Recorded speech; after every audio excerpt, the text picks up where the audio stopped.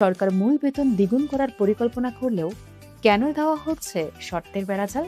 বকেয়া টাকা পাওয়ার ক্ষেত্রে কি বাধা আসছে? ঋণ নিয়ে বেতন বাস্তবায়নের এই মাস্টার প্ল্যানে আপনার পকেটে আসলে কত টাকা ঢুকবে? সরকারি কর্মচারীদের দীর্ঘ প্রতীক্ষার অবসান ঘটিয়ে সেপ্টেম্বরের দ্বিতীয় সপ্তাহেই প্রকাশ পেতে যাচ্ছে নবম জাতীয় পে স্কেলের গেজেট।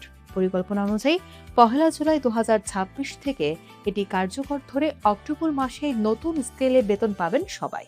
কিন্তু এই বিশাল সুখবরের পেছনে প্রধান শর্তটিই যুক্ত হয়েছে সরকারের আর্থিক সক্ষমতাকে কেন্দ্র করে।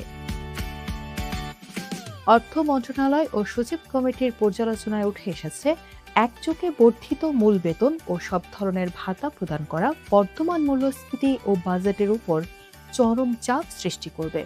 ফলে সিদ্ধান্ত নেওয়া হয়েছে, পে স্কেল কার্যকর হলেও সব সুবিধা একসঙ্গে চালু হবে না। সুখবরের পেছনের প্রথম বড় শর্ত হল, সুবিধা দেওয়া হবে ধাপে ধাপে।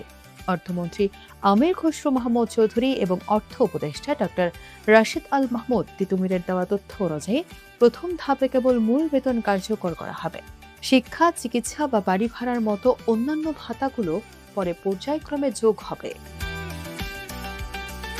দ্বিতীয় বড় শর্ত হল সরকারের অর্থ সংস্থান।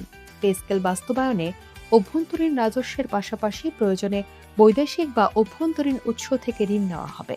অর্থাৎ নতুন কাঠামোটি টেকসই করতে ঋণ ব্যবস্থাপনাকে শর্ত হিসেবে রাখা হয়েছে, যেন অন্য কোনো উন্নয়নমূলক খাতে অর্থনৈতিক সংকট না তৈরি হয়।